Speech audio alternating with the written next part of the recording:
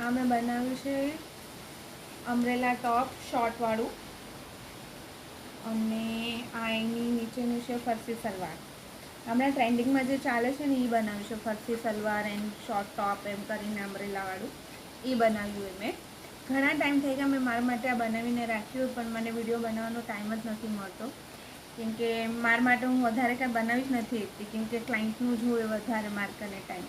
મારા મમ્મી, મારી બેન, મારા સાસુ બધા મને કહેતા સાસુ અમારા કાંઈ કપડાં કરતી જ નથી, તું કરતી જ નથી, કેમકે મારી પાસે ટાઈમ હોતો જ નથી વધારે એવું કરીને.